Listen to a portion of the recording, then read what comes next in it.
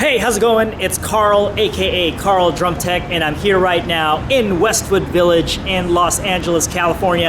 And today I wanted to talk about a situation where I was speaking to a young percussionist, and he sent me a video for me to critique his playing, and I thought I would give him some advice. Now, his main issue right now is that he might play something for a while that's pretty good, and then after a while, he kind of falls off, and then just like he's not able to do it anymore after a while. So I ask him some questions. I ask him, what are you doing? How long are you practicing? What are you practicing? All these questions so they can figure out exactly what's going on.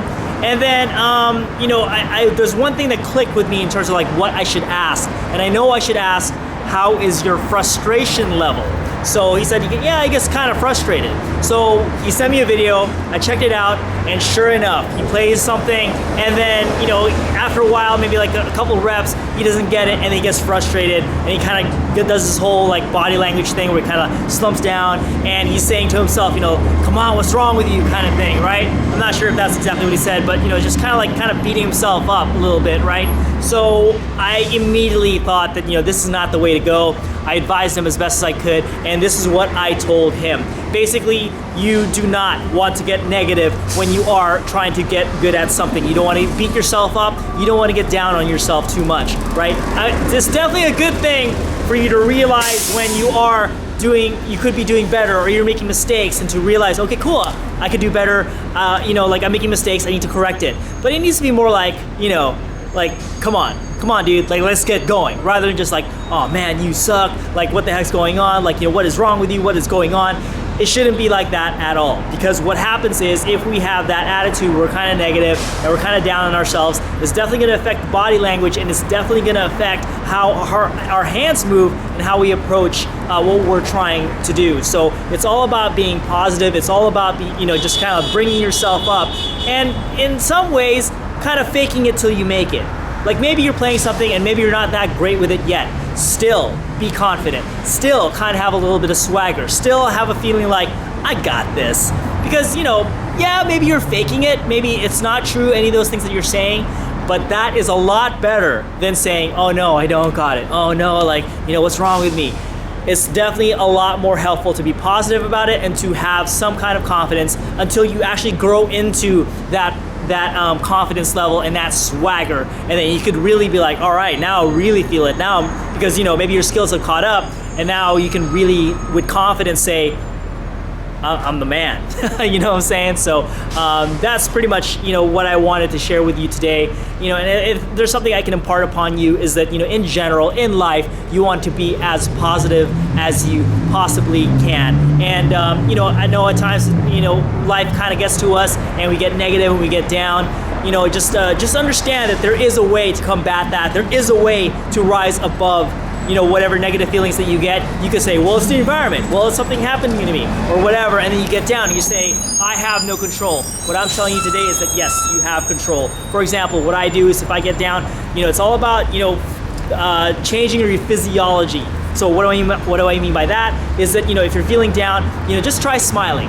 Even if you don't feel like smiling, just the act of smiling and putting, and kind of making that face, automatically you'll be surprised how it kind of gives a little bit of happiness injected into you. So try it out the next time you're feeling down, you're feeling sad, feeling depressed, and see how you can kind of just like let your body lead your mind rather than having your mind lead your body. If you get sad, right, you kind of like have a certain body language, but if you're positive, you also have a certain kind of body language. Well, in this case, what I'm saying is don't be sad and then have the body follow.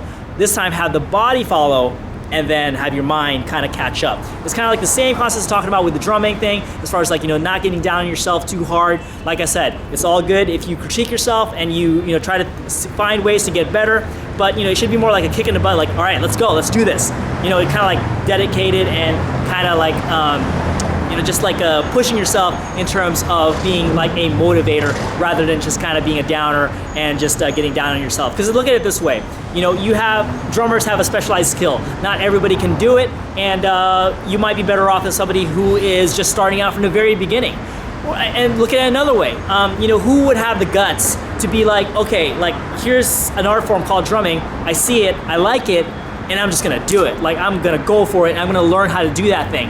That's pretty freaking awesome. So you gotta give yourself props You have to celebrate any small victory that you have and just look at it like, like I'm awesome just for trying it.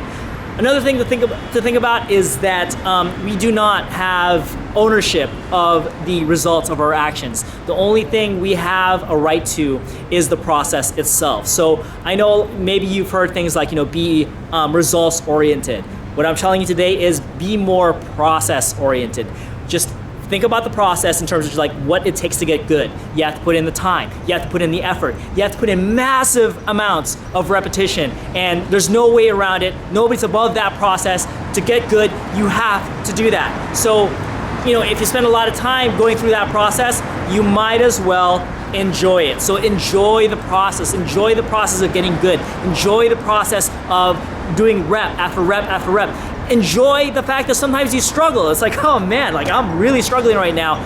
Great. That means you have a lot more further to go, and you know exactly how to take it from there. Just like I said, be positive and take it one step at a time. If you can do something that you couldn't do before, even if it's just a little thing, like let's say, you can do something at 120 clicks per minute, and then you bump it up to 121, and you can play it at 121. That is a small victory, yes.